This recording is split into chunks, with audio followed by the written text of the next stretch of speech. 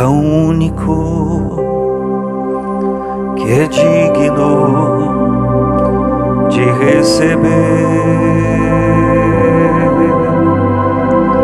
a honra e a glória, a força e o poder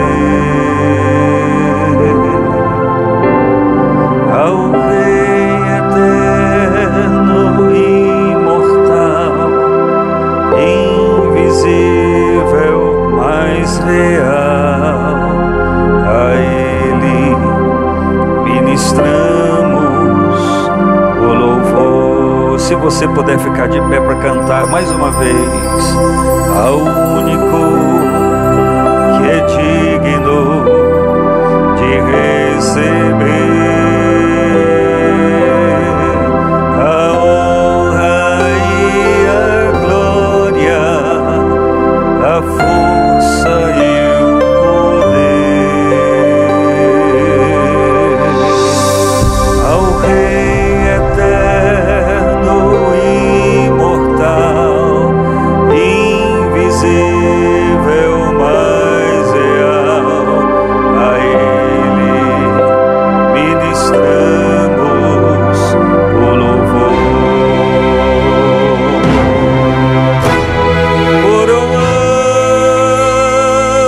Coroamos a Ti, ó Rei Jesus. Coroamos a Ti, ó Rei Jesus. Adoramos o Teu nome, nos rendemos aos Teus pés, consagramos todo o nosso ser. Levante a sua mão para dizer coroamos. Se você quiser, diga. Coroamos a Ti, ó Rei Jesus. Coroamos a Ti, ó Rei Jesus. Adoramos o Teu nome, nos rendemos aos Teus pés, sim, aos Teus pés. Consagramos todo o nosso ser a Ti. Consagramos todo o nosso ser a Ti. Consagramos todo o nosso ser a Ti.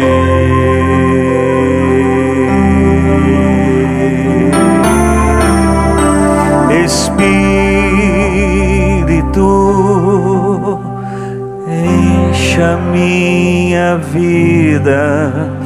Espírito, encha minha vida.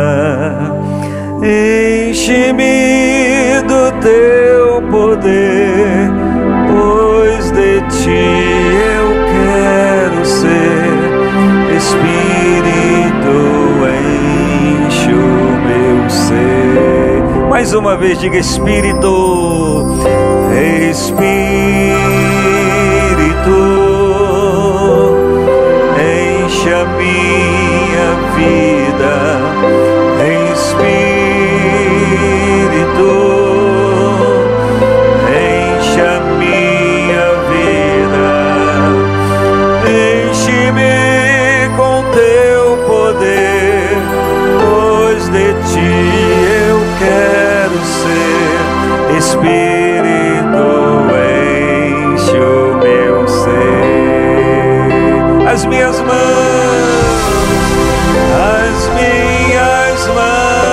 eu quero levantar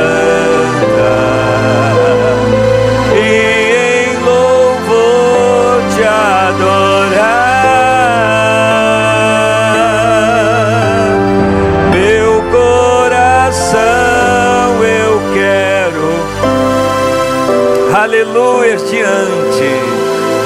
diante do teu altar. As minhas mãos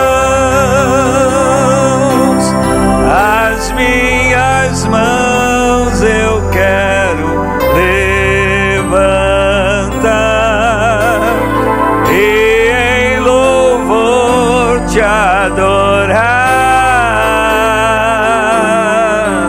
O meu coração eu quero derramar diante do teu altar, diante do teu altar, diante do teu altar.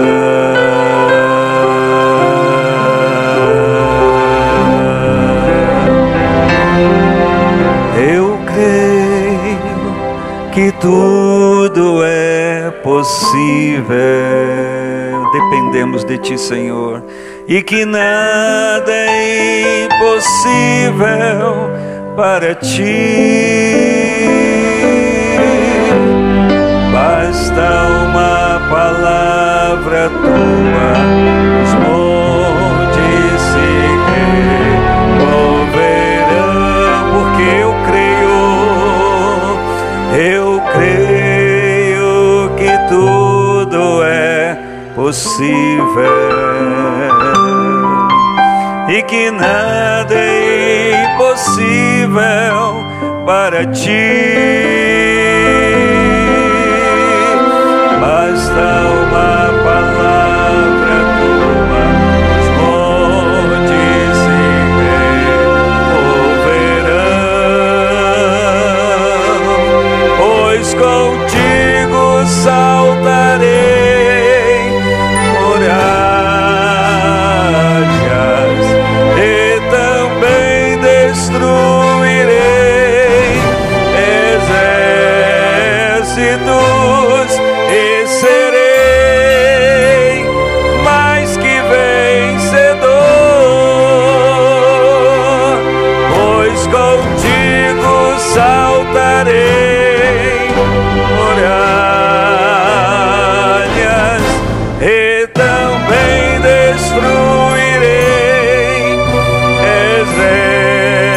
exércitos, pois já sou mais que vencedor. Eu já sou mais que vencedor, pois contigo saltarei muralhas e também destruirei exércitos, pois já sou mais que vencedor. Eu já sou.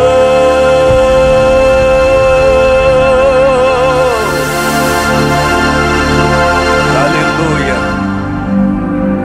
aleluia, aleluia, oh glória, aleluia. O mais que vencedor é aquele que não desiste.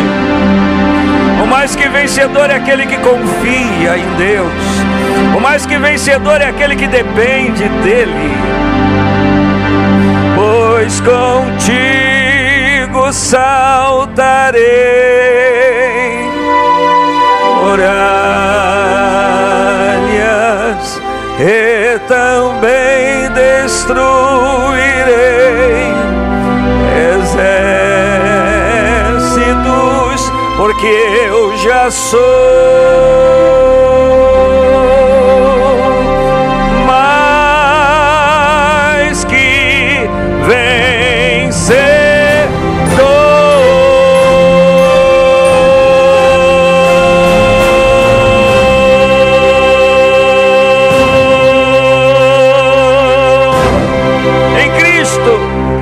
Em Cristo, aleluia. Diga para quem está perto de você, diga: em Cristo. Diga: em Cristo você já é e sempre será mais que vencedor. Aleluia, bendito seja o nome do Senhor. Abra sua Bíblia. Nós estamos sendo privilegiados com uma ideia que também não veio da minha mente, mas veio da de Deus para nós, que durante muitos anos estabelecemos leitura de um livro da Bíblia mensalmente. Já fizemos nesses 18 anos leitura completa da Bíblia juntos, estabelecendo períodos de leitura. Já tivemos o privilégio de adquirir uma Bíblia, um exemplar de uma Bíblia específica de leitura, e caminhamos juntos durante um ano. Então a gente pode chegar à conclusão que já lemos junto quem fez o propósito, no mínimo 4 vezes nesses 18 anos, ou no tempo que fomos despertados para isso. Mas nesse ano de 2023 veio essa ideia, essa orientação de olharmos personagens bíblicos. E eu convido você a abrir a sua Bíblia no livro de Gênesis, porque estamos sendo abençoados com a história de José, capítulo 50, versículos 14 até o 21.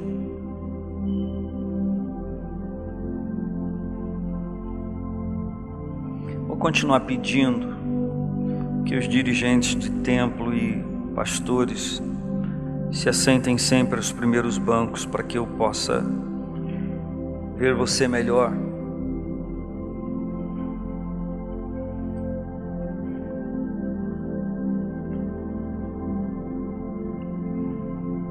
Peço essa gentileza a você.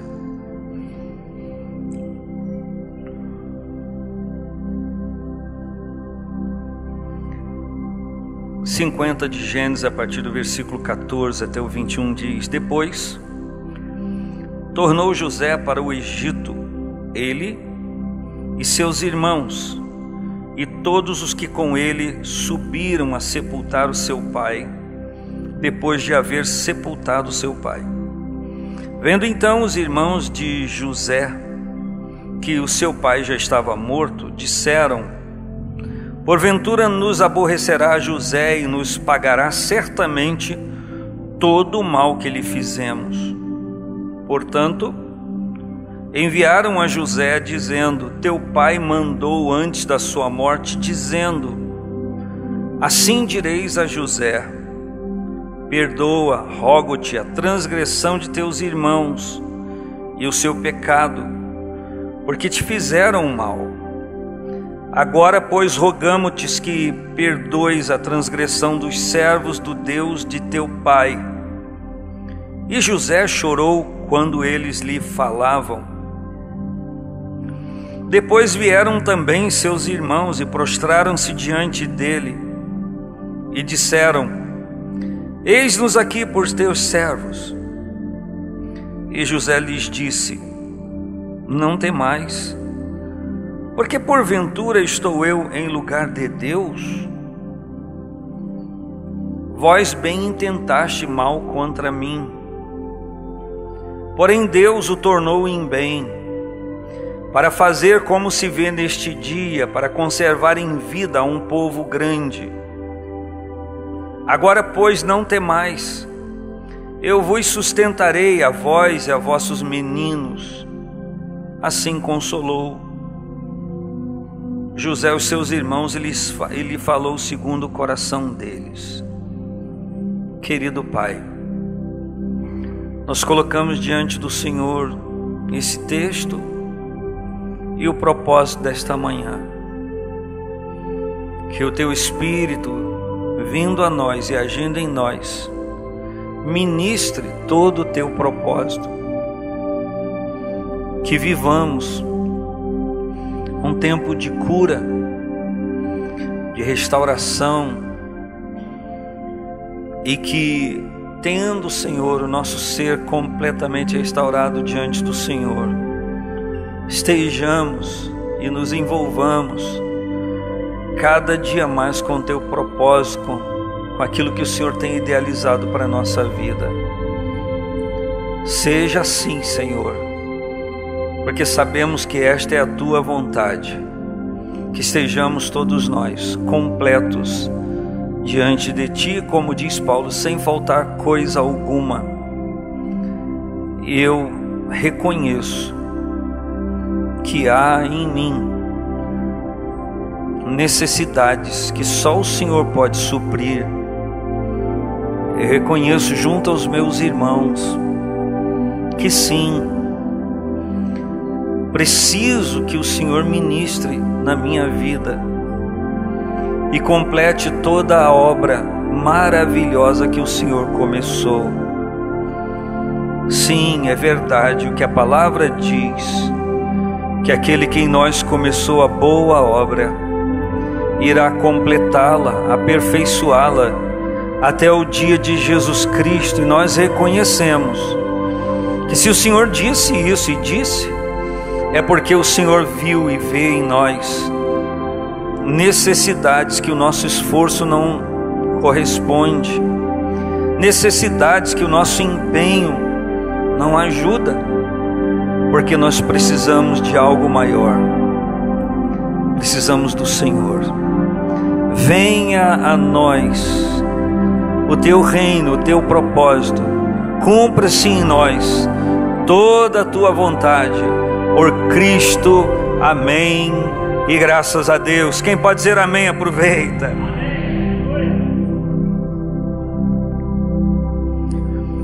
A palavra diz em 1 Tessalonicenses capítulo 5, versículo 23, você conhece tão bem: o mesmo Deus de paz vos santifique em tudo, e todo o vosso espírito e alma e corpo sejam plenamente conservados e irrepreensíveis para a vinda de nosso Senhor Jesus Cristo. Isso é uma prontidão, é um aprontar de vida para esse momento tão importante.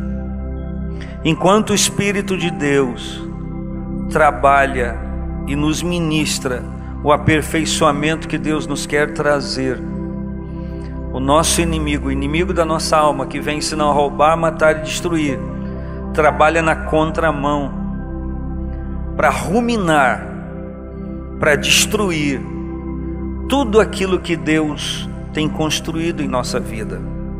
A simples leitura do versículo nos dá um entendimento muito grande, que o inimigo vem senão a roubar, matar e destruir.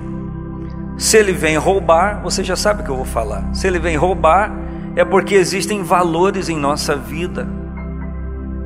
O problema é o inimigo reconhecer que há valores em minha vida e eu mesmo não reconhecer. Quando eu não reconheço que há valores divinos em minha vida, eu não monto guarda sobre aquilo. Quando há algo de valor na minha vida e eu não reconheço, eu não me importo com aquilo. Eu não me ocupo em também ser alguém que proteja aquilo. Então, se há valores divinos na minha vida e eu não reconheço, eu estou oferecendo de bandeja para o inimigo. E eu quero asseverar nesta manhã que há valores de Deus na sua vida.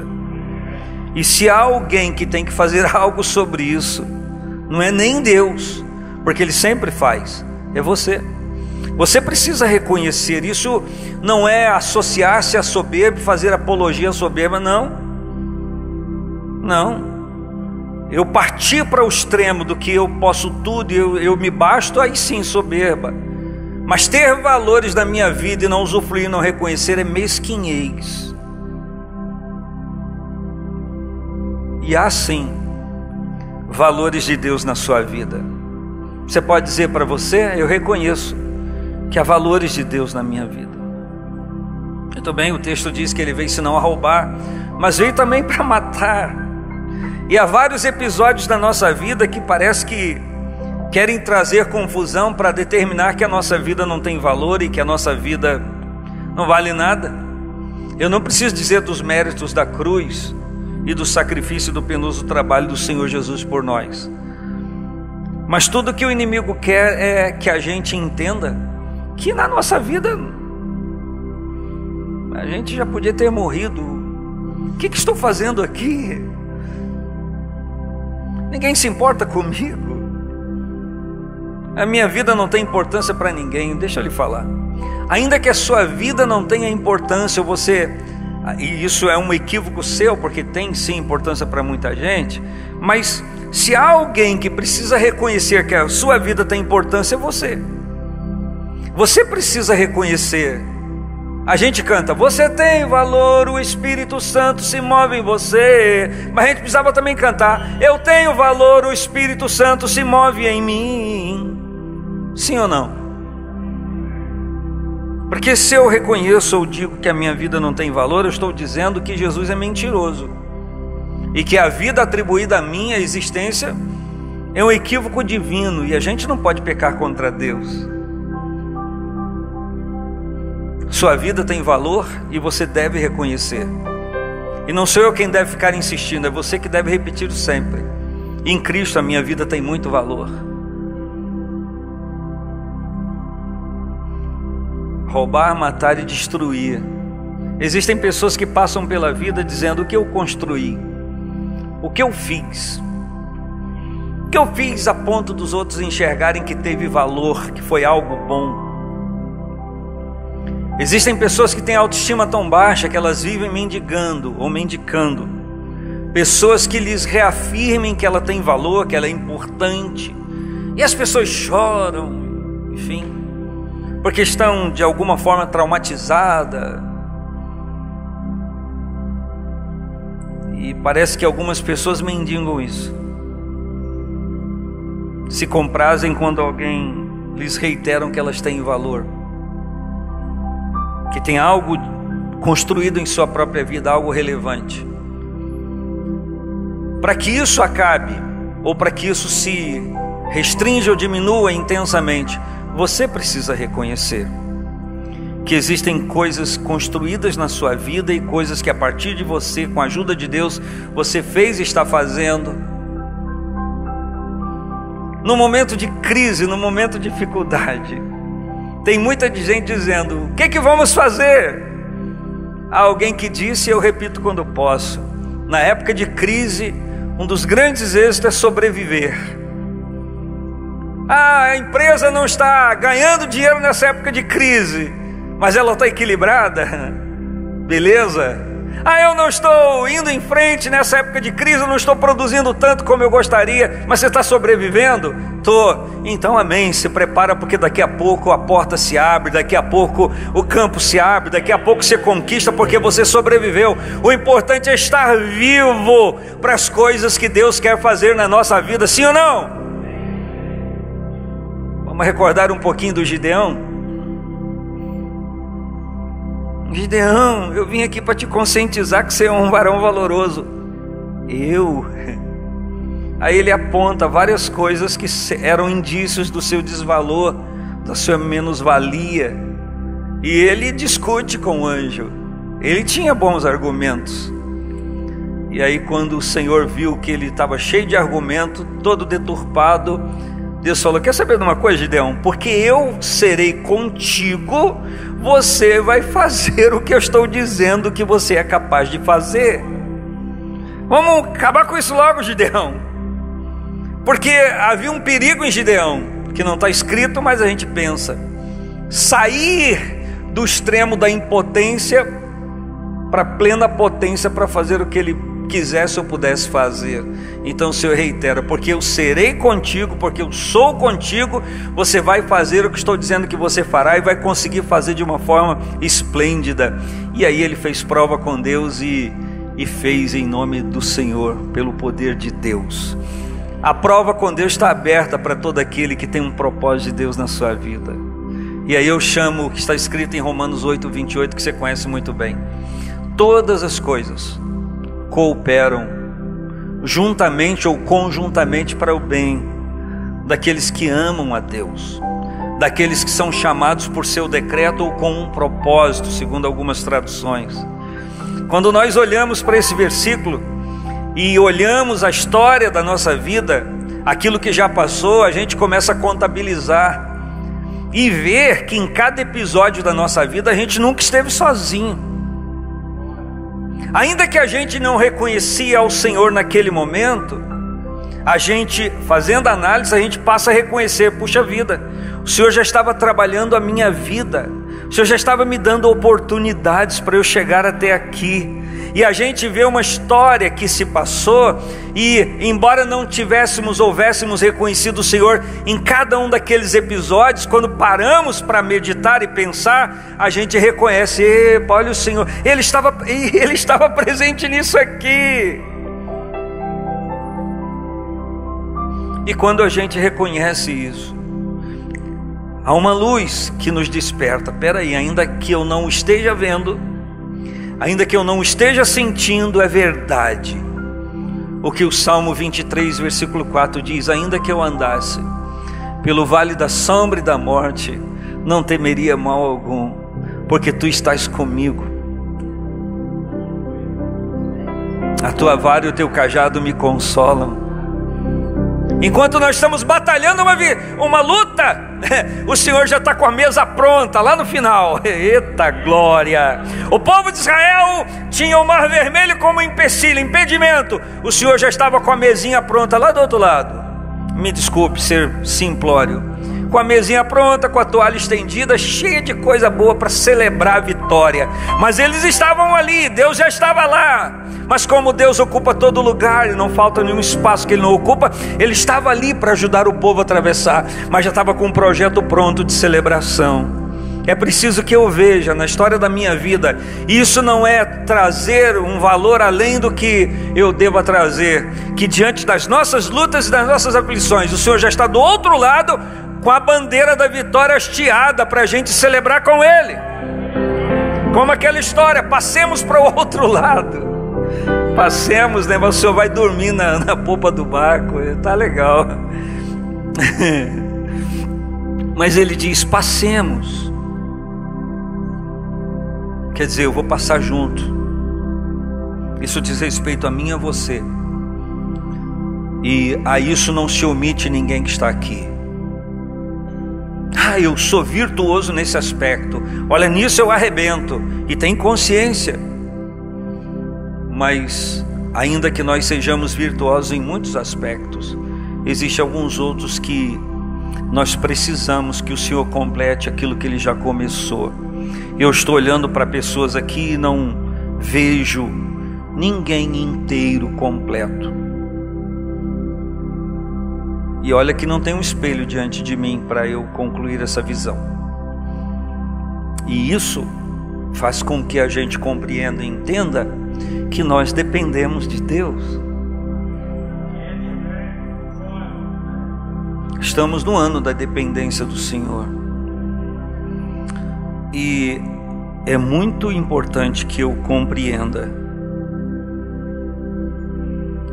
que todas as coisas, com exceção do pecado, contribui para o bem daqueles que amam a Deus. Eu pequei, fiz esse monte de porcaria, mas o Senhor me restaurou, olha que maravilha. Se não tivesse pecado, o Senhor teria abençoado muito mais. Então, com exceção do pecado, todas as coisas contribuem para o bem daqueles que amam a Deus. Quando eu digo pecado próprio, da própria pessoa, porque nós vemos na história de José um monte de pecado. E por que não dizer que nós chegamos ao final onde eu li aqui, e nós vemos outro pecado? Você não lê que Jacó disse para eles dizerem a José que cuidassem deles? Eles estão mentindo de novo. Todas as coisas que José vivenciou e que José viveu, e toda a forma como ele agiu com seus irmãos, demonstra que nada serviu para os mudar plenamente, porque eles não se deixaram trabalhar por Deus, como poderiam ter se deixado trabalhar. E eu quero então voltar com você à história de José, porque senão a gente não termina isso aqui hoje. Nós temos um horário para terminar. Se você quiser abrir a sua Bíblia e caminhar comigo nela, isso vai trazer um aproveitamento maior para você.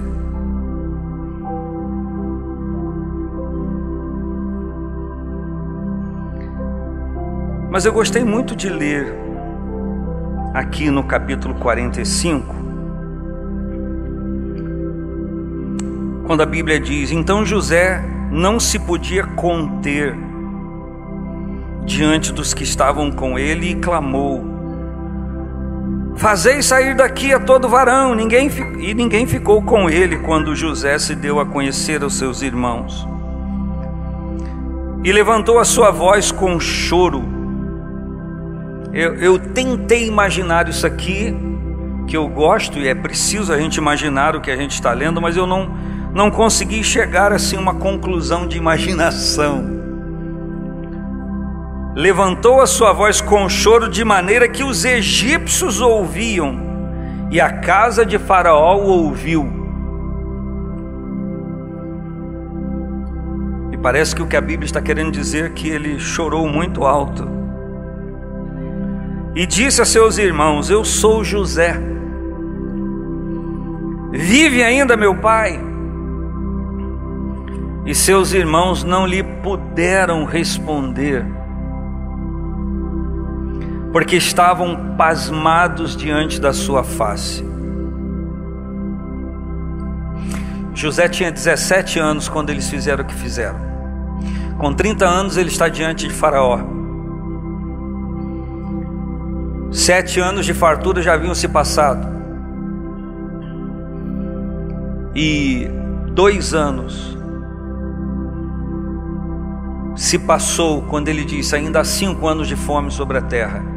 Então José tinha 39 anos, menos 17, 22 anos eles não viam José. Todos nós sabemos que uma pessoa adolescente muda muito com o passar do tempo. Mas o problema não é esse. Talvez o problema maior seja que na mente deles estava aquele José frágil, que eles tiveram o poder de tirar a sua túnica de várias cores, deixá-lo, quem sabe, de tangão, de uma roupa bem ruim, rudimentar, vendê-lo como escravo. Havia uma cortina, não só do tempo que se passou, mas o impedimento de acreditar, primeiro, que José ainda estivesse vivo, porque vendido como escravo, pressupostamente ele deveria estar morto. Então haviam vários impedimentos, várias dificuldades para que eles acreditassem que José estivesse vivo. Tanto que quando eles falam ao governador do Egito, ao Zafenate-Paneia, que quer dizer Salvador do mundo, na sua melhor tradução, eles contam para ele que eles são filhos de um velho pai, que são 12, eles estão ali 10, um está com o pai, mas o outro não existe mais. Eles incorporaram a ideia que venderam para o pai, que uma fera o tinha devorado, e eles entram na mentira que eles contaram e eles concebem: na verdade ele já deve ter morrido.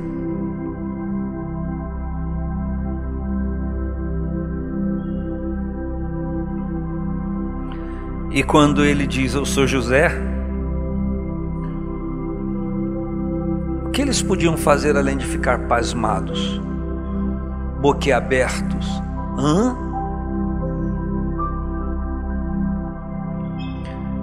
E disse José aos seus irmãos: chegai-vos a mim, vem para perto. Eu tenho uma coisa para falar olhando no olho de vocês. E chegaram-se a ele, então ele disse: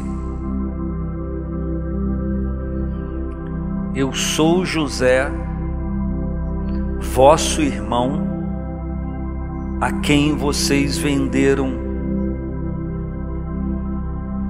para o Egito.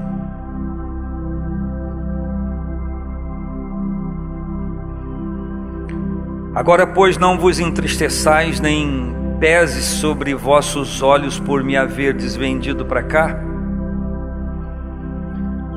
porque para a conservação da vida Deus me enviou diante da vossa face. Porque já houve 2 anos de fome no meio da terra, e ainda restam 5 anos em que não haverá lavoura nem cega. Pelo que Deus me enviou diante da vossa face para conservar vossa sucessão na terra e para guardar-vos em vida por um grande livramento. Assim não fostes vós que me enviastes para cá, senão Deus, que me tem posto por pai de Faraó e por senhor de toda a sua casa e como regente em toda a terra do Egito. Não haveria uma forma de verbalizar em palavras uma conclusão, um entendimento de uma forma mais apurada, pormenorizada, criteriosa, verdadeira, pontual na história desse drama, de tudo isso que aconteceu. Não haveria uma forma espiritual melhor de determinar, de dizer o que estava acontecendo. Por isso que me impressiona a história de José. Eu quero falar com vocês, ou conversar com vocês hoje sobre culpa e perdão. E relembrando essa história, José é criado de uma forma hostil no meio de uma família bem grande. E isso começa lá no capítulo 37 de Gênesis, para o qual chamo sua atenção. E a Bíblia diz que o seu pai o amava mais que seus irmãos. E isso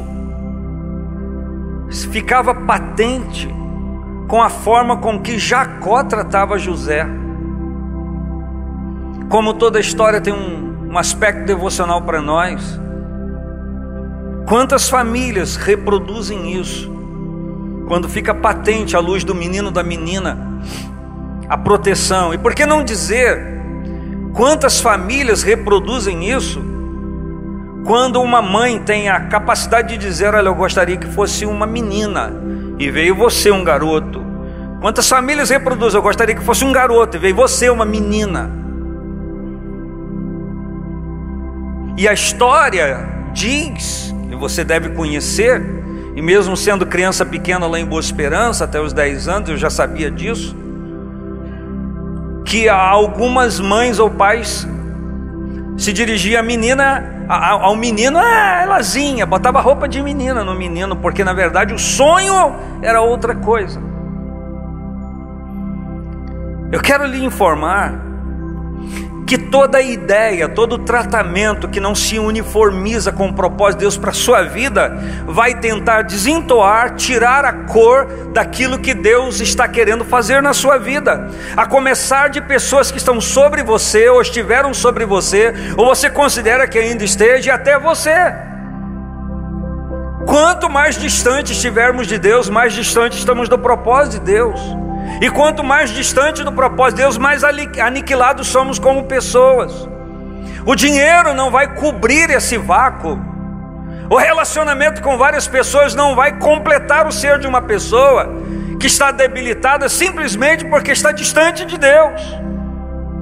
Não são as coisas que vão completar essa pessoa, não vai completar você. O que vai completar você, o que vai completar a mim, o que vai nos completar sempre como gente, para nos sentirmos inteiros, é a presença de Deus trazendo a consistência daquilo que Ele planejou para nós.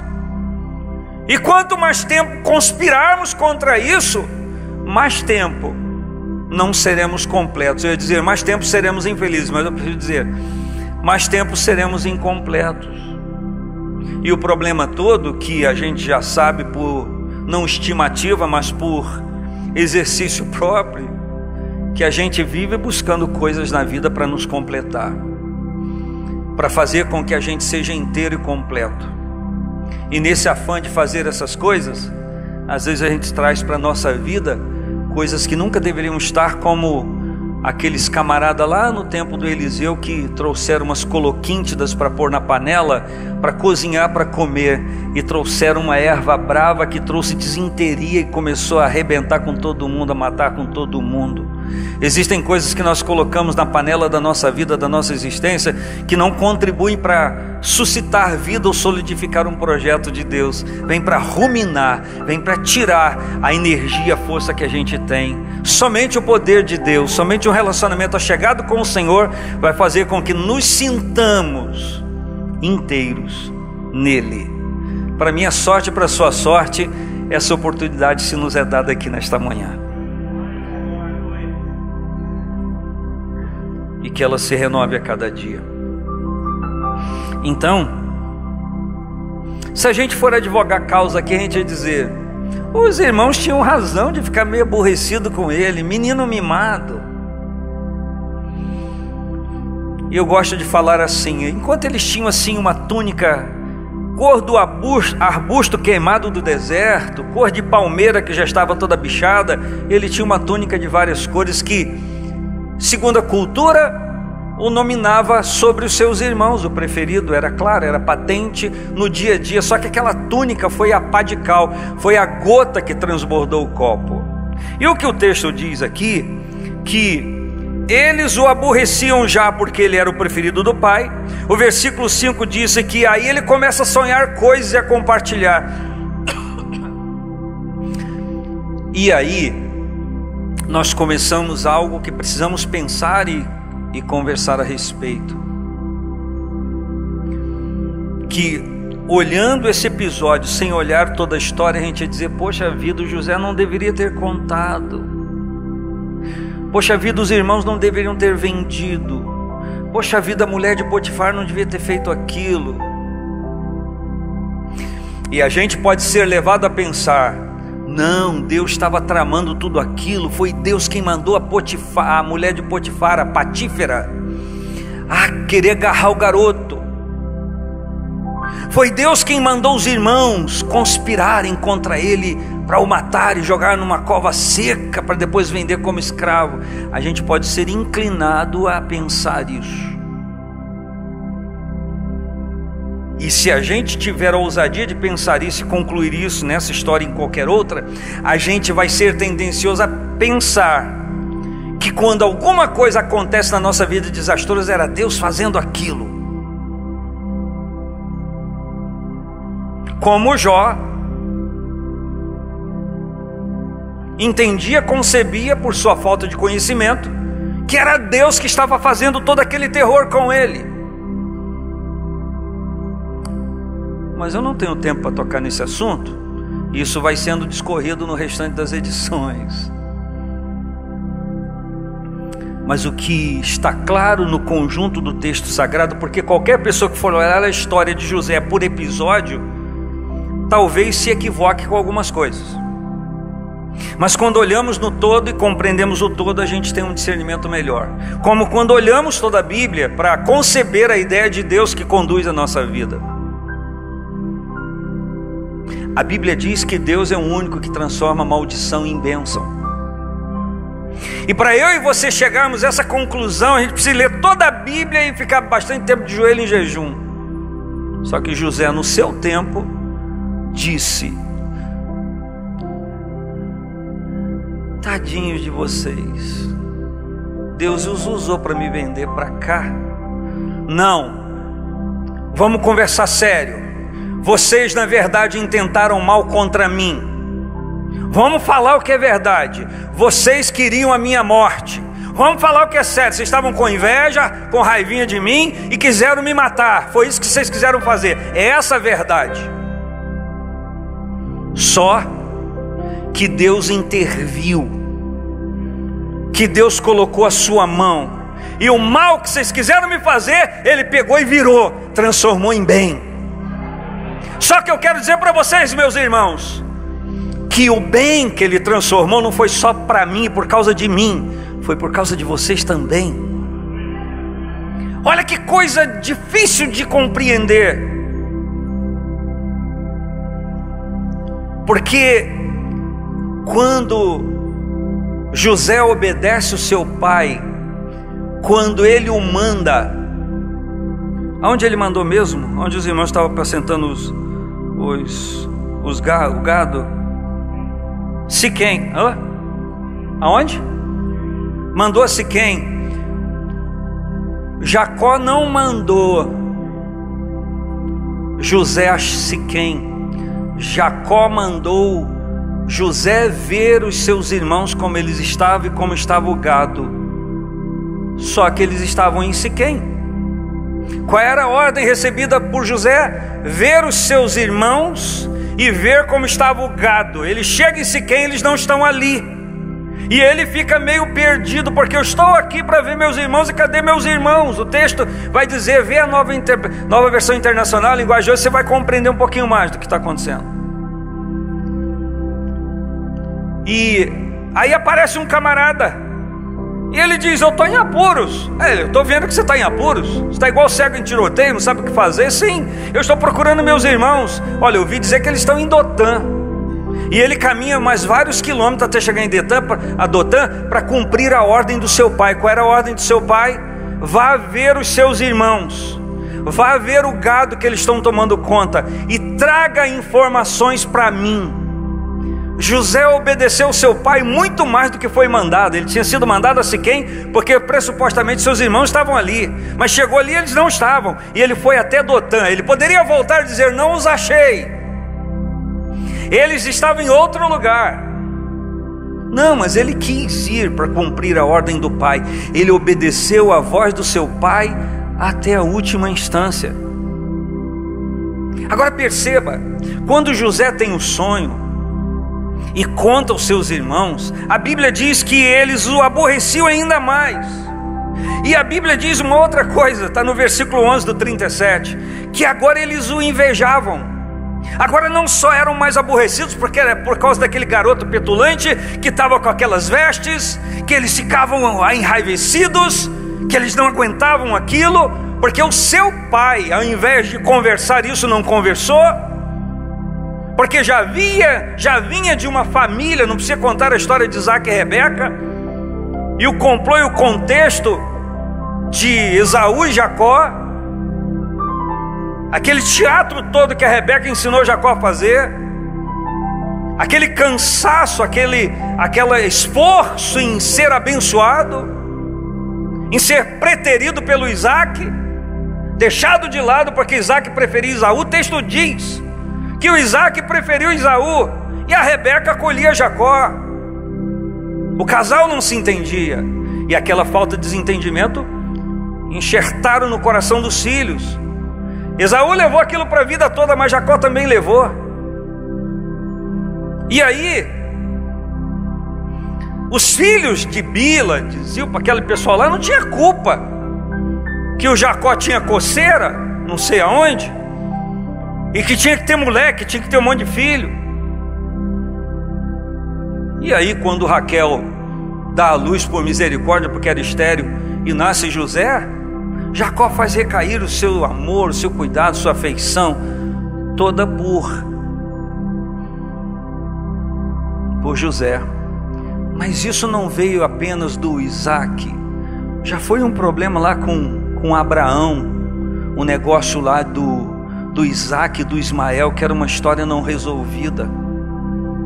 Então a gente percebe que são degraus familiares não resolvidos que vão passando de geração em geração, coisas adoecidas, relacionamentos adoecidos, que tem responsabilidade de curar e de consertar a quem chega a verdade. Eu estou dizendo com todas as letras que cabe a você reparar essas coisas que chegou até você, ser curado, ser liberto, transformado pelo poder de Deus e passar para a próxima geração algo sadio. Quem recebe esta missão? Quem recebe esta bênção de Deus? Então a Bíblia diz que quando José vai até Dotã, fazendo um esforço a mais do que seu pai pediu para saber como estava, eles olharam ele vindo, e com que roupa que ele vem? Alguns dizem que a roupa que José recebeu era de gala para festa. Não era, porque ele usava comumente no dia a dia. Ele está indo para o campo. Imagine, ele está suado. Imagine, aquilo está colando, mas ele está com a roupa que ele ganhou do pai. E quando ele vem ao longe, parêntese, a Bíblia diz que ele trazia uma má fama dos seus irmãos aos seus pais. Mas a Bíblia não está dizendo que ele inventava uma má fama. A Bíblia está dizendo que seu pai sempre pedia a ele para olhar como estavam os irmãos, como estava o gado. Ele trazia a realidade. Olha, meus irmãos são um bando de...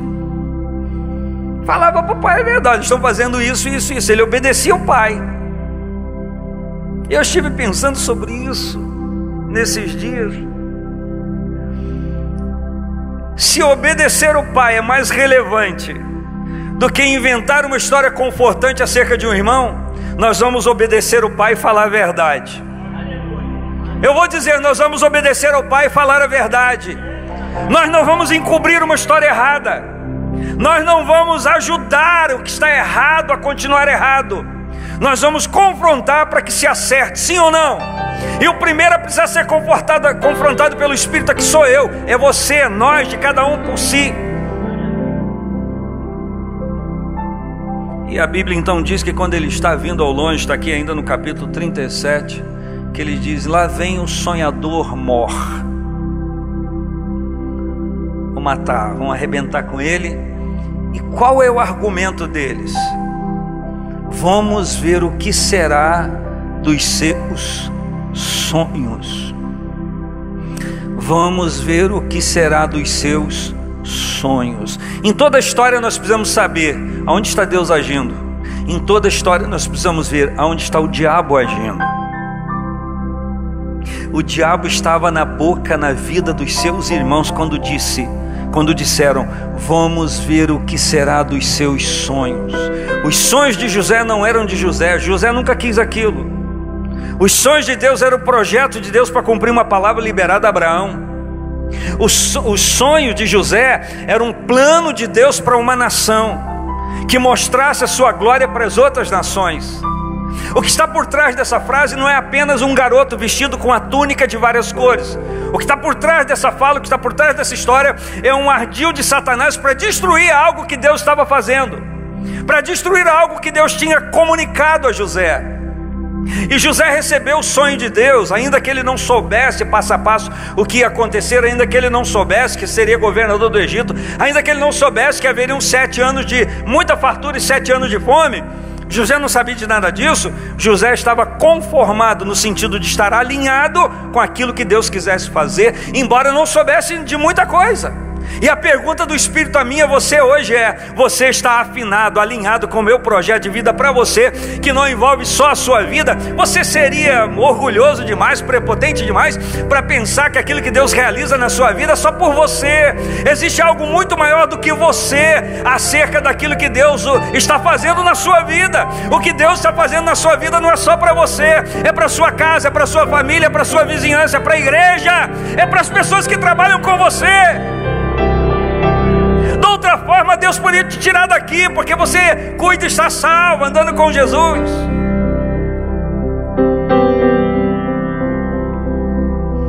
E José então sabia, porque o contraposto dos seus irmãos que o invejavam Jacó guardava tudo isso no seu coração.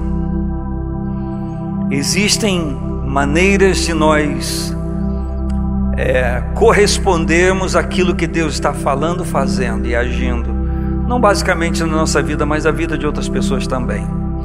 A gente pode enraivecer, invejar, ou nós podemos guardar no coração. vai lá um conselho de Deus, que a gente precisa guardar mais no coração aquilo que Deus tem falado.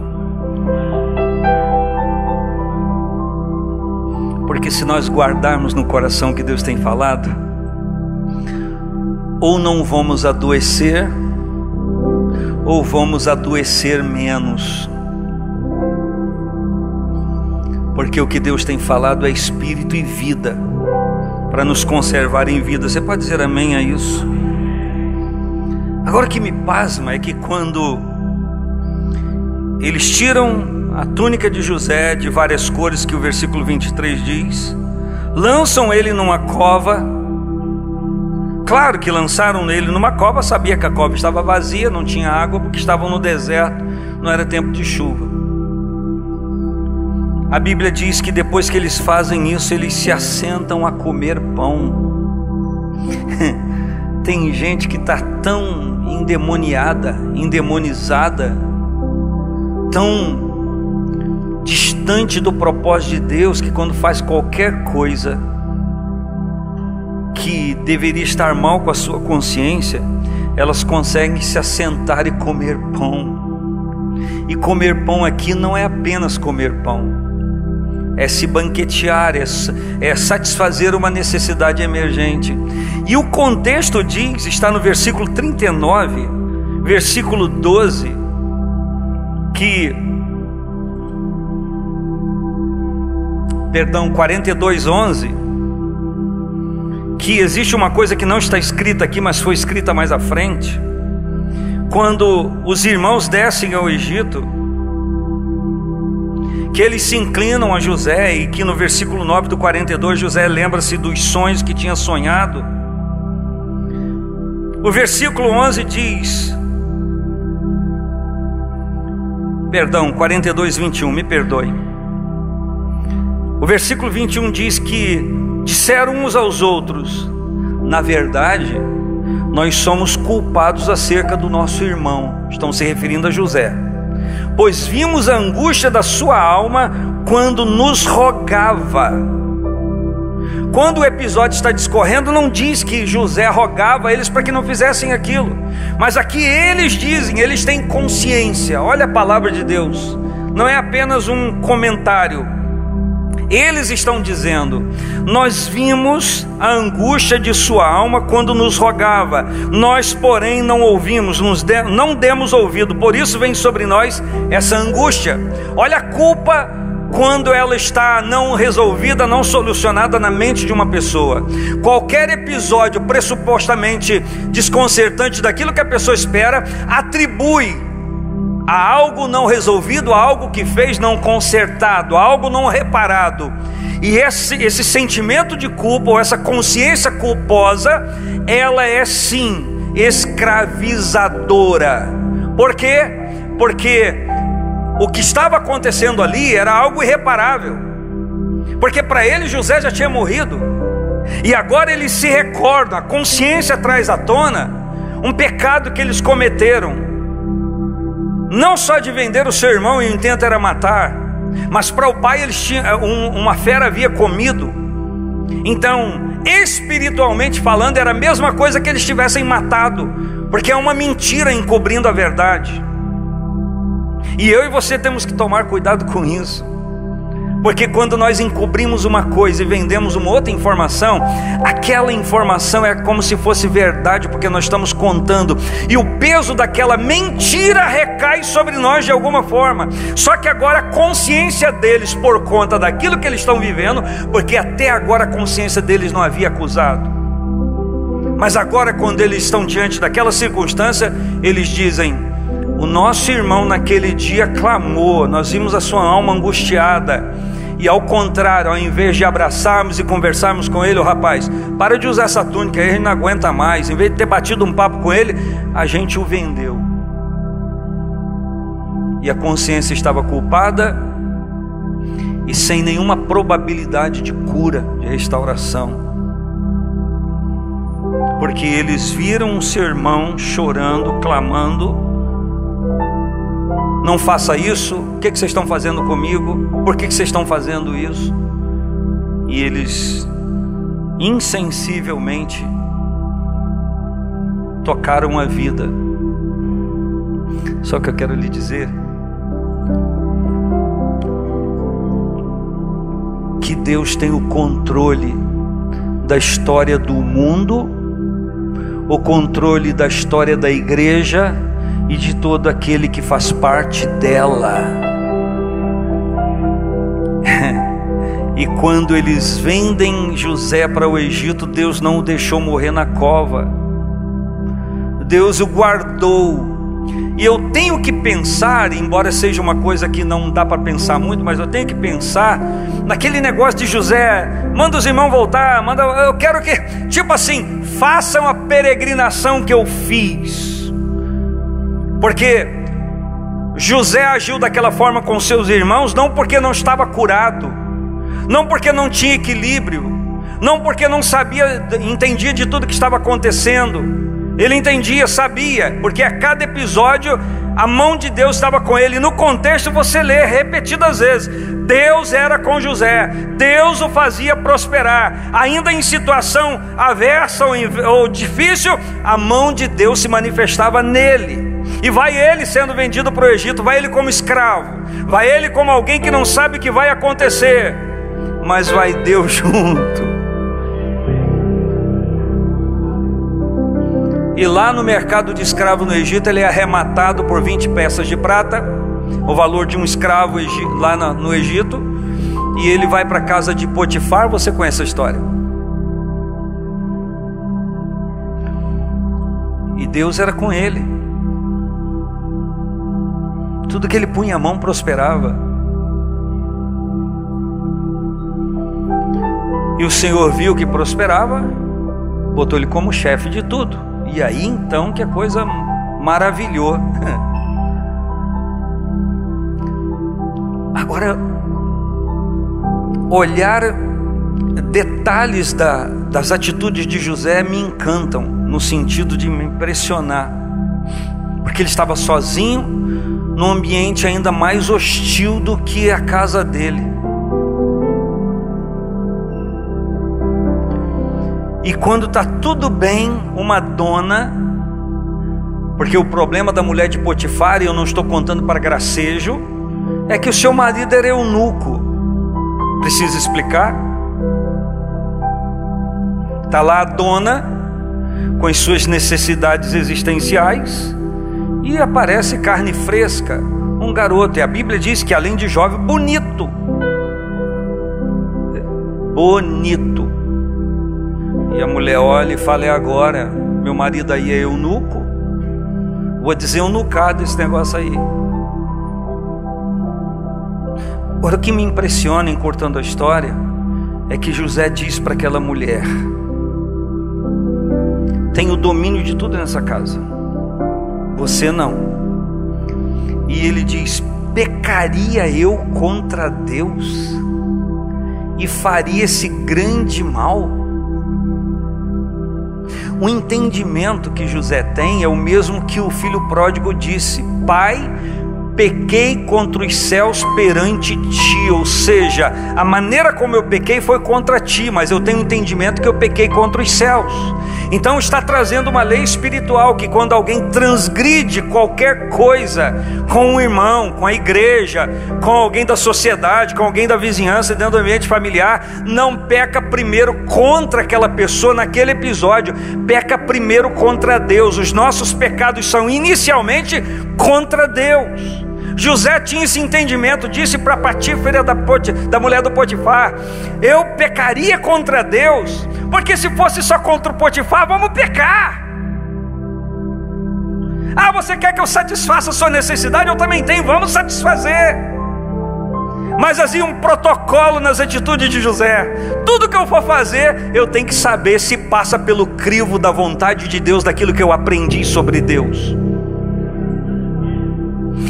E mulher, adulterar com você não passa pelo crivo da vontade de Deus para a minha vida.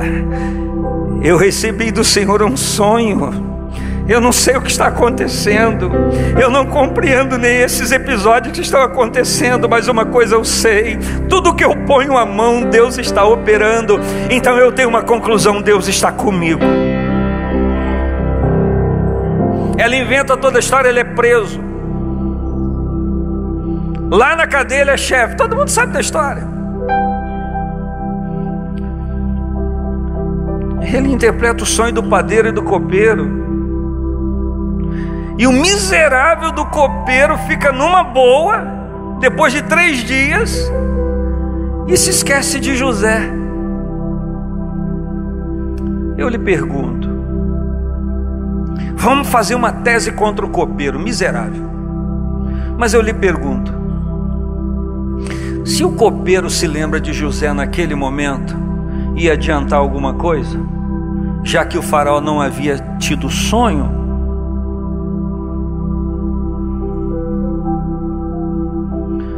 Tudo no controle da mão de Deus.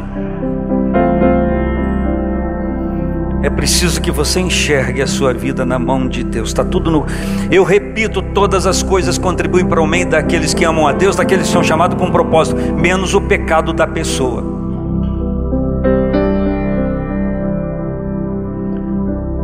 E aí ele esqueceu de José, miserável. Mas 2 anos se passam e o copeiro está numa boa, até que o copeiro é apertado. Assim como o copeiro fazia com a uva que exprimia no copo de faraó, a situação fez assim com o copeiro: estou te espremendo, agora é para você lembrar daquilo que te pediram. Mas tem 2 anos, então esse é o momento de lembrar. Deus no controle das adversidades, Deus no controle da história da nossa vida, Deus no controle da história do seu povo, Deus no controle da história de tudo. Diga para quem está perto de você, diga: Deus no controle de tudo. Diga isso.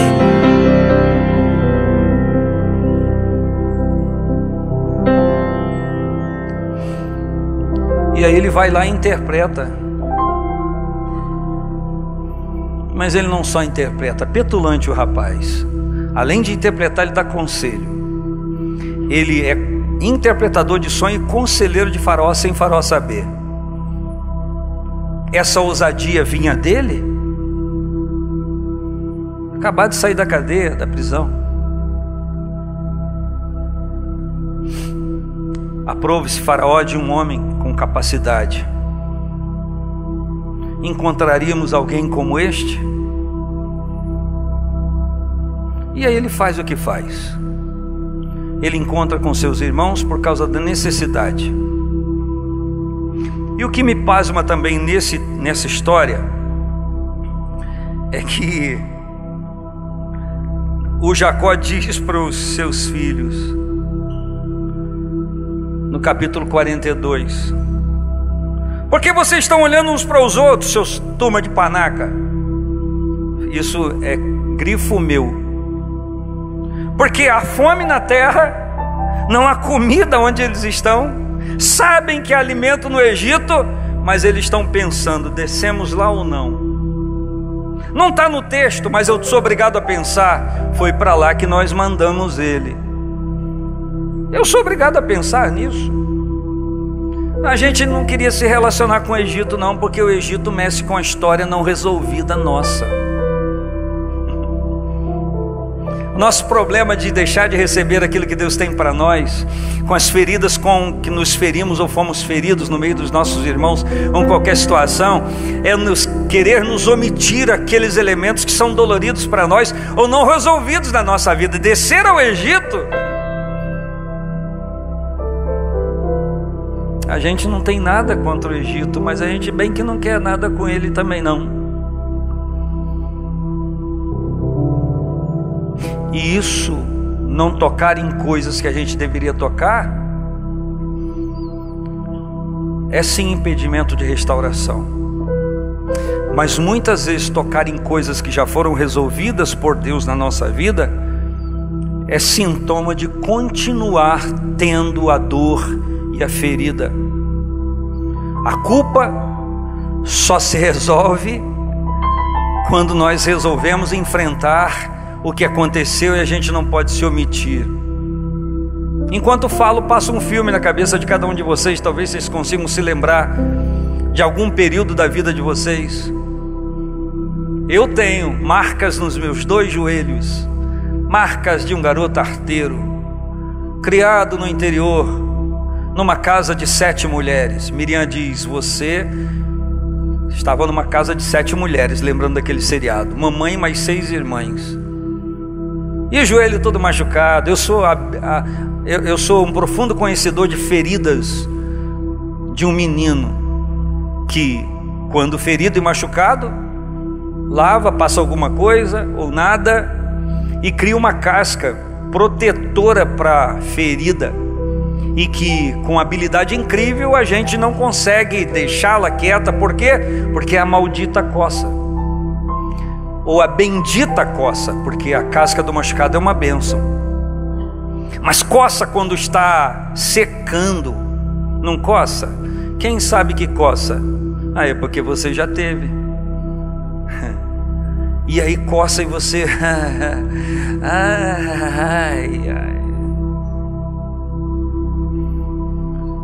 Quando Deus está nos curando, sempre tem alguém para nos coçar. Deus está restaurando, vem alguém para lembrar. Me contaram, como você sofreu. Eu soube. E aí vem de volta o espírito de vitimismo. Eu fui vítima mesmo, eu sou assim por causa disso. Vem a autopiedade. E está lá cicatrizando e está coçando. E eu não tinha coragem de meter o dedão no meio da casca, mas eu ia nas beiradinhas. E daqui a pouco meus irmãos soltavam, eu puxava, estava lá ainda, sangrando. E aí durava mais um tempão para curar, porque eu fui mexer, ou alguém me fez mexer, uma coceira me fez mexer naquilo que estava sendo curado. O diabo é hábil em usar pessoas, circunstâncias e situações para tentar nos lembrar de coisas que Deus já está nos curando. E aí a gente, por causa da coceirinha de alguém, vai tocar naquilo de novo, não estabilizado, não curado por Deus. E aí entra sentimentos de autoproteção nossa, que é um ataque a alguém. Toda confusão não resolvida que envolva mais de uma pessoa, 2, todo o processo de justificativa nossa vai atacar alguém. E é o nosso ofensor, porque a pessoa ferida vai tentar justificar a sua dor naquele que pressupostamente fez. Mas eu tenho que dar graças a Deus, porque eu estou diante de um personagem, diante de um texto de alguém que tem consciência do mal que lhe fizeram, mas igualmente tem consciência do Deus que está agindo na sua vida. Agora, o que é triste para mim aqui nessa história não é a atitude de José.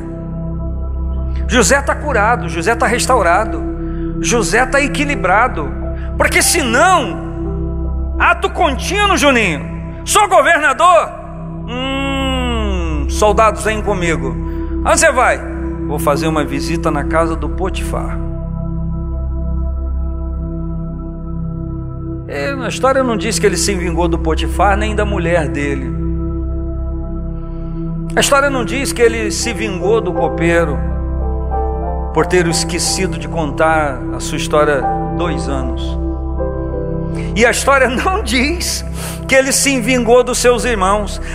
Ele estava com o coração ferido. Meus irmãos, uma coisa é ter traumas, outra coisa é viver uma vida traumatizada.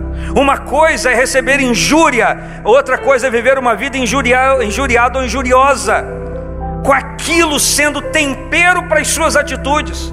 José tinha consciência do que ele sofreu, tinha consciência da malignidade dos seus irmãos, sabia por quê, ele também sabia por quê. Ele não era nenhum besta, sabia da proteção de seu pai, mas ele sabia que aquele sonho dos molhos colhidos no campo e das estrelas e do sol da lua não veio da mente dele. Ele sabia que existia algo sobrenatural naquilo. Eu volto a dizer, quando os irmãos dizem, vamos ver o que seja o seu sonho, o que vai acontecer com os seus sonhos. Sabe o que eles estavam dizendo? Sabe o que eles estavam fazendo? Estavam conspirando contra a própria vida deles. Porque o ato de se ajoelhar diante de José retratava na história a salvação deles, conservá-los, eles e seus filhos em vida. Quando eles se prostram diante de José, sem saber que era José, naquele início, antes dele se revelar, estava ali alimento para eles, e eles conspiram contra isso. O problema é nós olharmos a história da vida de alguém, do contexto da sociedade, da igreja, e conspirarmos contra, e aquilo tem a ver diretamente com a gente, com a vida da nossa família. Como alguém que chega em casa, pai e mãe diante dos filhos, e conta seus traumas sofridos na igreja. O irmão falou isso, eu me dou o trabalho tanto da cóspia, sai saliva do lado da boca, e olha o que estão fazendo comigo, e aí vai enxertando na personalidade da criança uma conspiração contra a obra de Deus e contra a igreja. Não quer dizer que aquilo que esteja falando seja relevante e verdadeiro, mas está falando e colocando diante de alguém que não tem estrutura para ouvir e para suportar aquilo. E aquilo, no final das contas, tem uma carga de raiva, de ressentimento. E o ressentimento, ele faz-nos viver toda a tragédia de novo, faz-nos viver tudo. A história, episódios e pessoas podem sim ter um nível de culpa nos nossos traumas, aquele que passou, mas aquele que o ressentido está vivendo hoje, não é culpa daquela história, é culpa só dele, porque ele deveria abrir o seu coração, ser curado, perdoar e viver a cura. Mas ele prefere se ressentir, porque o ressentimento traz aquela imagem de tadinho, de coitadinho, tá vendo? Eu sou um resultado daquilo que me fizeram. E José não vive isso, quer nem saber disso. Vocês tentaram me matar, eu sei, só que tem um detalhe: para conservação minha, da minha vida, dos meus filhos e de vocês e dos seus filhos, Deus transformou todo o planejamento maligno de vocês em uma grande bênção, não para mim, para nós. Se José não fosse uma pessoa curada, restaurada, ele iria mandar ver. Agora, olhar José é um tipo de Cristo. Pai, perdoa-lhes porque eles não sabem o que fazem. Olhar José, olhar a Cristo, olhar Estevão. Pai, não lhes imputes esses pecados. Pessoas saradas, pessoas curadas, que sofrem na vida, que sofrem traumas e dificuldades, como todos nós sofremos, mas encaram aquilo, nunca deixam de encarar aquilo como não estando no controle de Deus. Quando eu creio em Deus e quando eu entendo que eu amo e que eu sou chamado com um propósito, que a minha vida não é vazia nem evasiva, que existe projeto de Deus para o seu povo que envolve a minha vida, para a minha família que envolve a minha vida, eu considero que qualquer episódio, ainda que eu não aprecie, vai contribuir para o meu bem, porque eu amo a Deus e Deus está no controle. Eu quero dizer a você, se você traz hoje para esse lugar um trauma sofrido, uma luta que você ainda não entendeu, se você ama a Deus, eu não amava, mas agora eu amo, Ele pega tudo isso e transforma para uma grande bênção na sua vida. Agora, isso não está mais no controle de Deus, deixa eu falar dessa forma, porque Ele já liberou a palavra, a decisão está em suas mãos. Não, eu prefiro ficar ressaltando o que me fizeram, eu prefiro ficar relevando a culpa dos outros, eu prefiro ficar com o meu coração do jeito que está, ou eu prefiro não viver uma vida de ressentimento, de sentir de novo, e eu prefiro perdoar. E o ato de perdoar é muito bom quando pode estar junto de uma pessoa e acertar, mas o ato de perdoar não necessariamente precisa estar junto da pessoa. Nós vamos fazer agora uma sessão espírita aqui. Vou perdoar quem já está morto.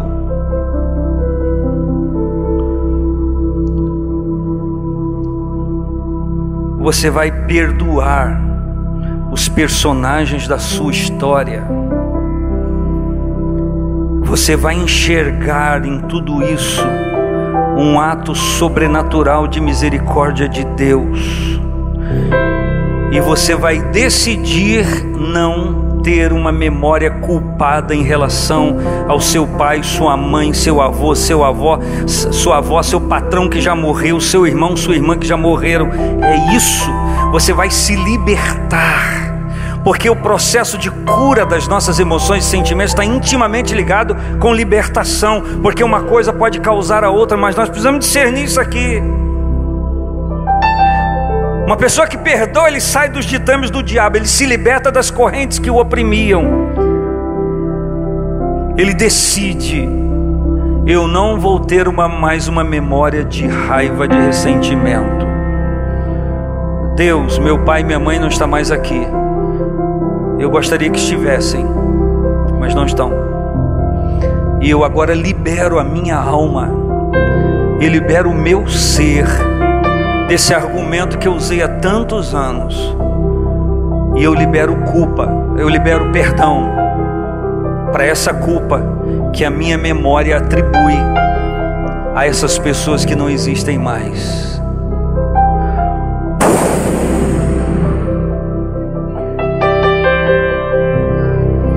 O problema é quando a pessoa nem está viva e continua machucando, porque você se permite. A pessoa nem está viva, mas está vivo o ato da pessoa, está viva a memória. Mata isso, resolva isso hoje em nome de Jesus. Se liberte disso. E com certeza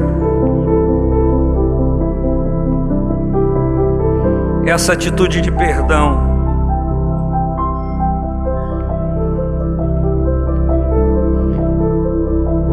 vai trazer paz para o seu coração e cura. E se a cura é para a alma, esse processo de entendimento liberta o espírito de qualquer escravidão.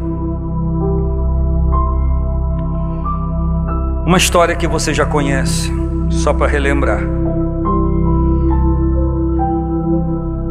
Uma história contada que um rei tinha um conselheiro muito amigo que o seguia em todas as suas caçadas. E um dia esse rei armou a sua arma, apontou para um animal e pá! Quando disparou, houve efeito contrário da bala e cepou um dos seus dedos. E aí esse rei disse para o seu conselheiro: poxa vida, sou fiel a Deus, ou pelo menos tenho uma ideia de Deus que você me passa. Por que Deus permitiu isso?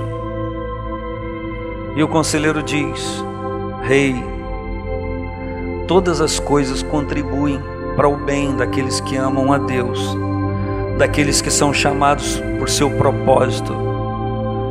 Eu não sei lhe dizer agora, mas se você ama a Deus, isso vai contribuir para o seu bem. E o rei, enfurecido com aquele conselho, voltando ao palácio, mandou encarcerar seu conselheiro, porque disse: ele está curtindo com a minha cara, está zombando de mim. E aquele conselheiro ficou preso. E o rei se aventurou em uma nova caçada, e segundo ele dizia: agora é a última, eu já estou mutilado, perdi um dedo, e se embrenhou na mata dentro e caiu na mão de uma tribo bem nativa mesmo, que adorava um Deus e que fazia sacrifício àquele Deus. E aprisionaram aquele rei e decidiram sacrificá-lo num altar de sacrifício à deidade que eles serviam.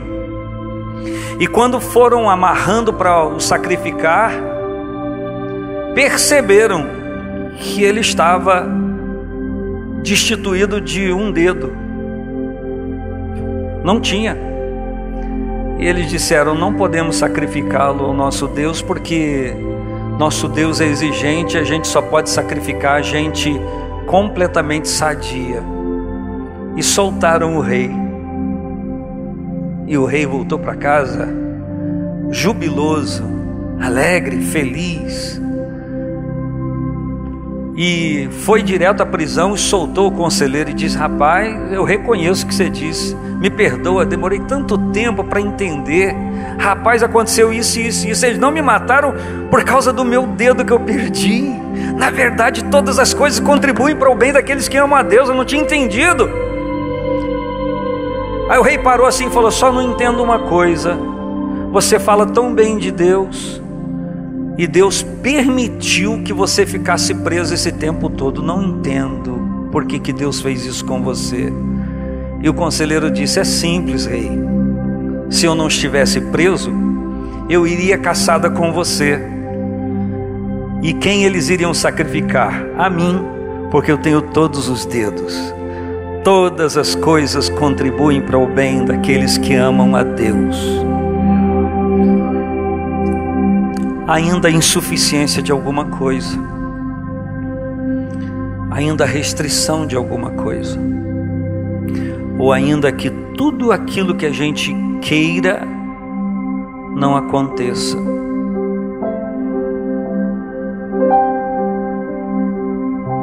Existem coisas que você deseja para a sua vida e para a vida de outras pessoas que talvez nunca aconteçam.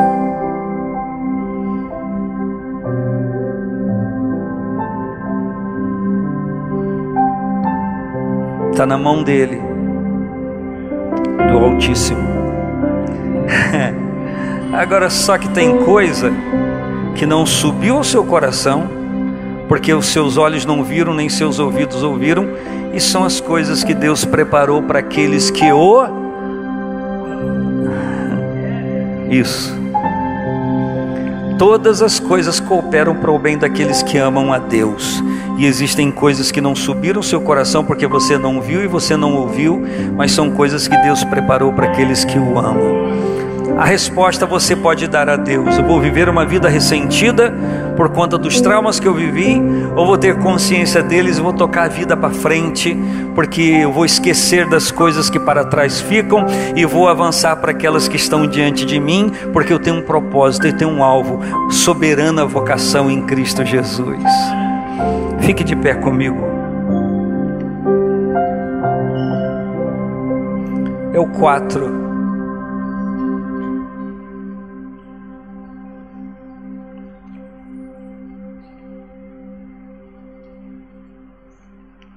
Feche seus olhos.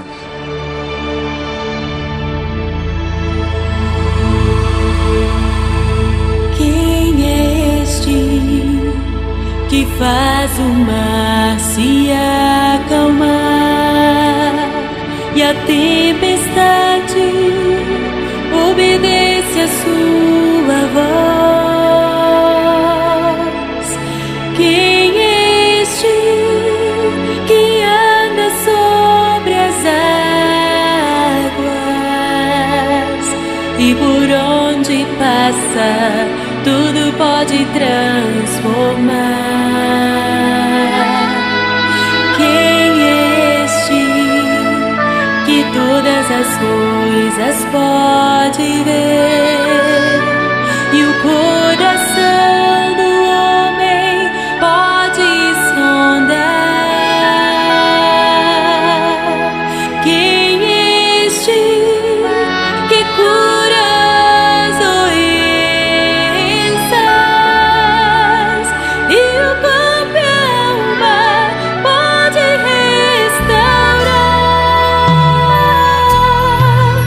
O seu nome é Jesus, o Filho de Deus, morreu na cruz em meu lugar,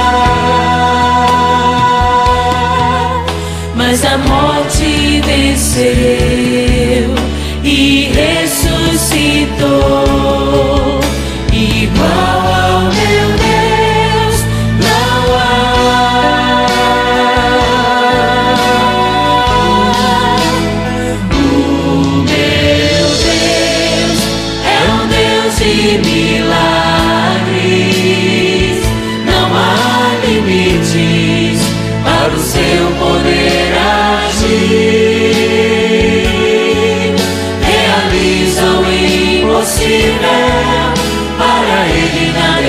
tão difícil. E o maior milagre já operou em mim. E o maior milagre quer operar em ti. Não há limites para Deus. Senhor, nós cremos no Teu poder. Manifesta a Tua presença no nosso meio. Eu quero orar com você agora. Reconhecemos, Senhor. Reconhecemos o Teu poder. Enquanto esse cântico é tocado, Senhor, para nós, enquanto podemos ouvi-lo um pouquinho, nós queremos declarar que reconhecemos que Tuas mãos feridas nos curam. Pai, eu quero orar para que haja uma consciência que este momento inicial da nossa escola de cura seja o início mesmo de uma grande obra do Senhor na nossa vida. Que ao invés de pensarmos que a próxima edição é daqui a um mês e vai demorar muito, que a gente se utilize desse tempo para a investigação do nosso próprio coração. Que o Teu Espírito que nos guia a toda a verdade que liberta, a verdade que cura, que esse tempo seja um tempo de olhar para dentro de nós, não com a nossa mente, não tentando discernir o que sentimos, o que pensamos a respeito de várias coisas da nossa vida particular, familiar, os parentes, mas que a gente pense em tudo isso e enxergue pelo Teu Espírito, por aquilo que o Senhor nos quer mostrar. Assim como padecemos de uma enfermidade, vamos ao médico, fazemos exames, o raio-x mostra, outros equipamentos mostram outras coisas mais apuradas. Nós recorremos ao Senhor, porque basta de nos sentirmos enjoados, maus com algumas coisas, e tomarmos paliativos para resolver o sintoma. Nós queremos, Senhor, um tratamento lá na origem, lá na fonte. Aqui estamos nós e diante deste povo abençoado que está aqui. Cada um traz consigo a sua história. Enquanto compartilhava da história de José e da Tua palavra, por certo, cada pessoa estando aqui devocionalmente diante do Senhor, recebeu uma orientação do Teu Espírito, e o filme da sua vida voltou à sua memória, ao seu consciente, Senhor. Coisas que talvez preferiu jogar panos quentes em cima para não se amargurar mais. Coisa que insiste em esquecer enquanto precisa ser resolvido, para ser então esquecido, lançado fora. Vem, Espírito de Deus, e toca-nos com a Tua mão. Que esse bálsamo do Senhor, que essa presença gloriosa do Senhor nos faça ver, Senhor, examinar essas dores, mas receber a cura ou o processo de cura que o Senhor nos quer trazer. Ó Espírito de Deus que nos cerca em volta, nós clamamos ao Senhor para que o Senhor ministre em nós e a nós aquilo que convém nesse tempo. Por certo, muitas possibilidades de reencontrar pessoas nos seja impossível, mas nunca será impossível um reencontro com o Senhor e com a Tua mão que cura, que restaura. Que exatamente agora, ou a partir de agora, se inicie em nossa vida um grande processo de restauração. e que ao invés de ficarmos no negacionismo, comecemos a admitir que aquele dia, aquele episódio, aquela situação foi traumática, nos machucou, nos feriu. Ao invés de dizermos, não houve nada, não, que isso, querida, que isso, querido, não, a gente admita, nos machucou, mas nós comparecemos agora diante da tua unidade de tratamento, para que o Senhor, que nos conhece tão bem, nos toque profundamente, e nós declaramos que amamos ao Senhor e precisamos ainda amá-lo muito mais. Esse amor precisa ser crescente, que o diabo não tem nada em nós, porque nós estamos só diante do Senhor, da tua mão, e que nós repreendemos o formato ardil do inimigo, que usa circunstâncias, situações e pessoas para querer nos martirizar e tocar na casquinha da ferida que o Senhor está curando. Livra-nos, Senhor, proteja-nos, Senhor, encaminha-nos, Senhor, as correntes de águas purificadoras que, passando por nós e em nós, leva todo o lixo embora, toda sujeira, porque nós queremos que todo o nosso espírito e alma e corpo sejam plenamente conservados e irrepreensíveis para o nosso encontro com o Senhor. E se há algo agora que não está conforme o teu agrado, de acordo com o teu querer, traga, Senhor, o tratamento para a nossa vida. Eu quero, Senhor, render louvores a Ti com os meus irmãos, cultuar ao Senhor, reconhecer que Tu és o nosso sustento, que Tu és o nosso alimento, que Tu és o provedor de todo sucesso na nossa vida.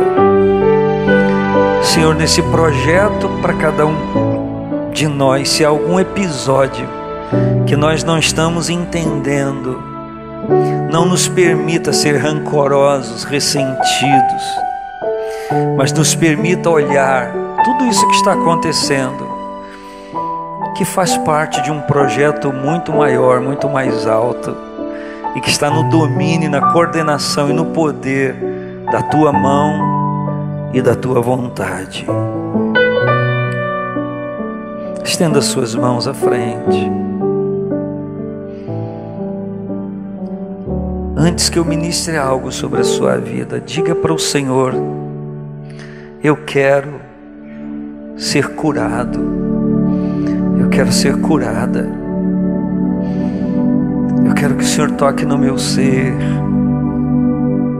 eu quero reconhecer porque penso determinadas coisas, ou falo, ou ajo de determinada maneira. Eu quero ser tratado pelo Senhor, quero ser restaurado. Eu quero que todo o meu ser bendiga o Senhor. Diga isso para Deus.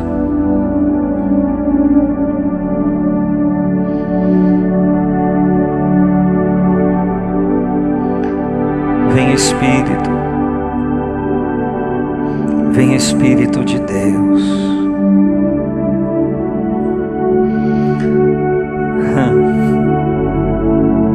Opera em nós. Tudo que a gente impediu até hoje, por não compreendermos, nos liberamos em Tuas mãos. Queremos ser tratados pelo Senhor, ainda que algum tratamento volte a ser dolorido um pouquinho, mas o que nós queremos é ser curados. E não há ninguém como o Senhor. Não confiamos em nenhum outro a não ser o Senhor para fazer esse ajuste em nossa vida, para operar em nós tamanha bondade e misericórdia. Dá-nos oportunidade.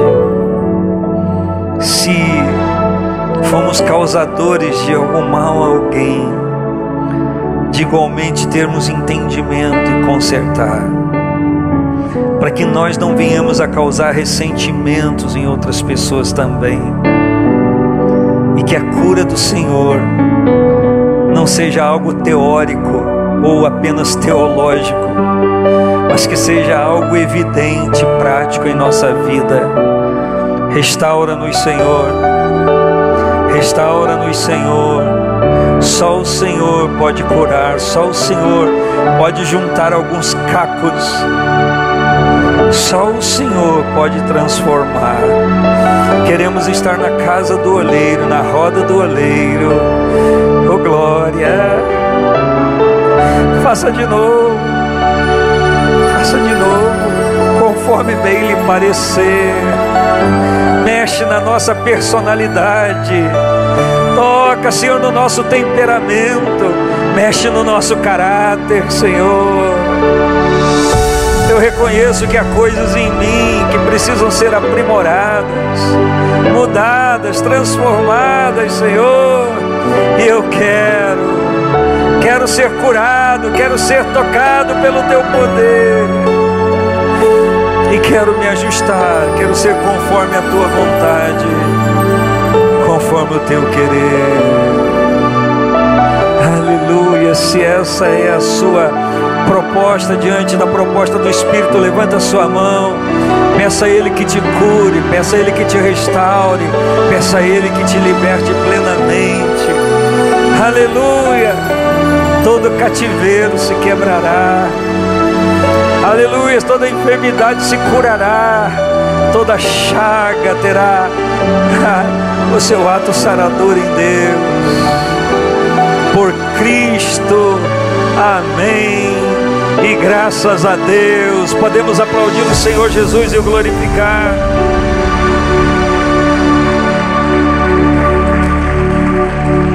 Por favor, se assente por 1 minuto.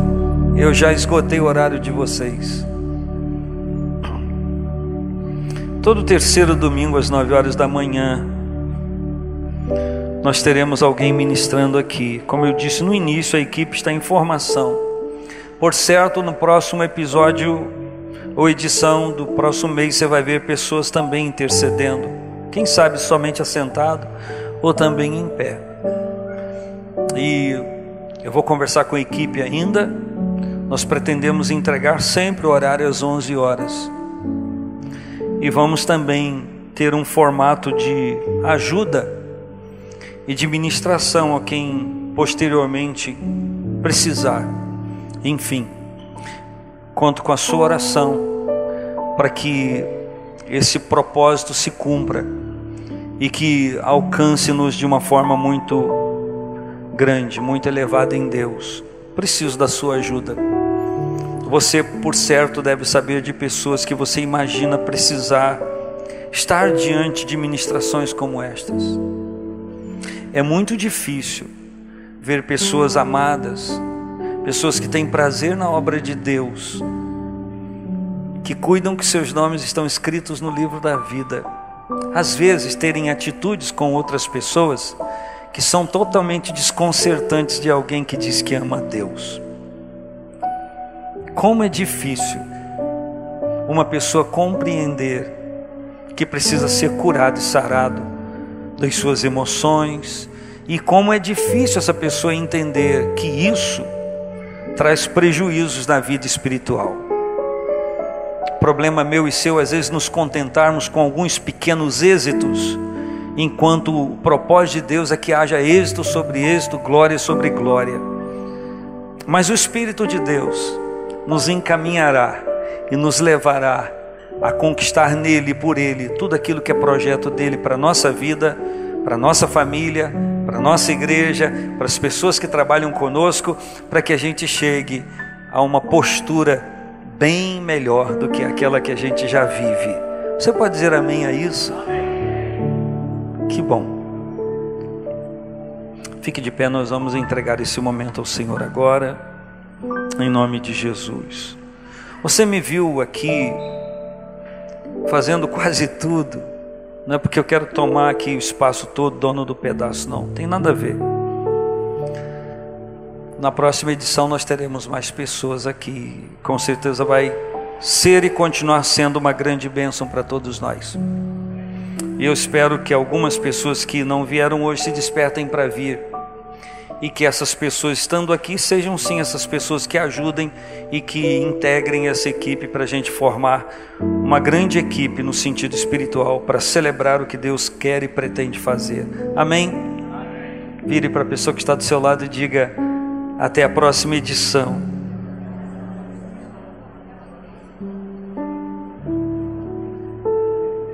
Vai ser exatamente no dia 19 de fevereiro, é carnaval, não é?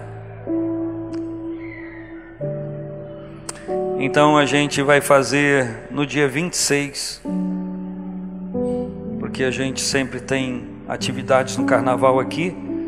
A gente vai fazer no dia 26 de fevereiro, é a data para você anotar, tá bem? Vai ser o 4º domingo de fevereiro, amém, meus irmãos? Amém. Se tem alguém próximo a você, o pastor Fábio vai subir aqui para orar. Se tem alguém próximo a você que você pode se unir a essa pessoa em oração, faça isso. Pastor, o microfone está do outro lado, por favor. Ali, por favor. Pode se unir a alguém em oração. E eu quero pedir uma coisa aos meus irmãos.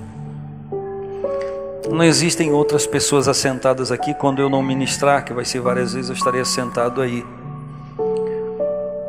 É muito importante que você que está acostumado a fazer coisas da igreja, isso parte de todos nós, que a gente reserve esse tempo para a gente ser tratado. Quero pedir a vocês, dirigentes de templo, outros irmãos, que geralmente pedem a pessoas para ver coisas nesse momento, que não façam isso nessa escola de cura. Por favor, não me incomodem quando eu estiver sendo ministrado por alguém, a não ser que alguém estiver morrendo, porque eu quero também receber. Então, igualmente não incomodem a ninguém, porque desde o diácono todo mundo precisa ser tratado aqui. Sim ou não? E um diácono tratado, ele pode ter problemas, mas ele trata todo mundo bem. Um presbítero, um pastor, um evangelista pode ter problemas, e tem, hein? E às vezes nem são seus, é dos outros, mas ele trata todo mundo bem, porque ele está curado, está tratado ou sendo tratado por Deus. Quando você chegar à noite no culto, lembre-se, ninguém tem culpa do que você sofreu aqui. Você está aqui, está fazendo alguma coisa, está para estender graça e misericórdia. Não queira dar aos outros aquilo que você não queira receber dos outros. É um princípio cristão. Não fazer aos outros aquilo que você não quer que os homens façam a você. É ou não é, pastor? Amém? Podemos orar? Podemos agradecer ao Senhor em nome de Jesus? Me perdoe o horário, viu? Eu confesso, sou um pecador em termos de horário, mas vou me converter. Em nome de Jesus. Amém. Pai do Senhor, igreja. Amém? Vamos estar orando e agradecendo ao Senhor. Que o Espírito de excelência que atua sobre a vida de José esteja sobre as nossas vidas, com a cura, com o bálsamo. Que se José fosse na contramão daquilo que ele teve, a gente não veria o resultado que José conseguiu alcançar em Cristo. Amém? Ô Senhor, como precisamos de Ti, meu Pai. Realmente somos totalmente dependentes de Ti, meu Pai. Diante da Tua palavra, Senhor, que é viva, que é eficaz, que vem de encontro às nossas necessidades humanas, meu Pai, as nossas limitações.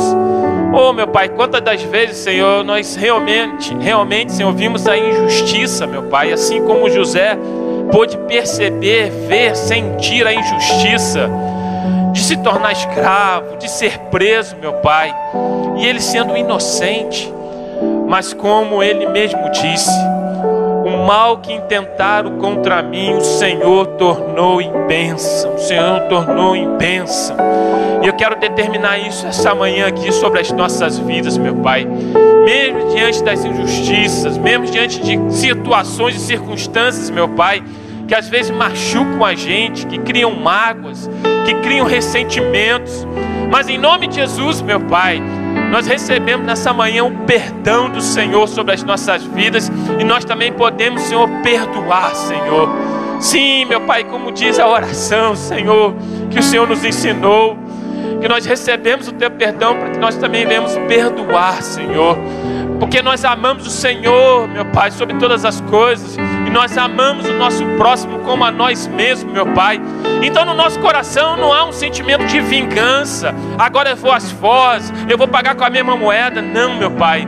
Há um coração voltado para Ti, Senhor, de estender a mão, meu Pai. Há um coração voltado para Ti, Senhor, assim como o de José, meu Pai, que mesmo diante das circunstâncias adversas, não perdeu a essência, não minou, Senhor, a fé dele, meu Pai. Pelo contrário, ele permaneceu firme e constante, seguindo, prosseguindo para o alvo. Que isso seja uma realidade sobre a vida de cada obreiro nesta casa, meu Pai. Que isso seja uma realidade sobre a vida de cada um, meu Pai, em nome de Jesus, Senhor. Mesmo diante dos males da vida, meu Pai, nós vamos continuar com a essência do Senhor, que é frutificar o amor, a paz, a longanimidade, a benignidade, a bondade, a fé, a mansidão, o domínio próprio, a temperança, porque nós estamos ligados na videira verdadeira, e do Senhor não vem coisas diferentes que não sejam fruto do Espírito. Então nós vamos frutificar, Pai, em Ti, Senhor. Então, em nome de Jesus, meu Pai, venha sobre as nossas vidas, diante das nossas dificuldades, com o Teu bálsamo, sarando, curando, tirando tudo aquilo que não provém de Ti, Senhor, tirando toda a vingança, tirando tudo aquilo que é raiz de amargura dos nossos corações, Senhor.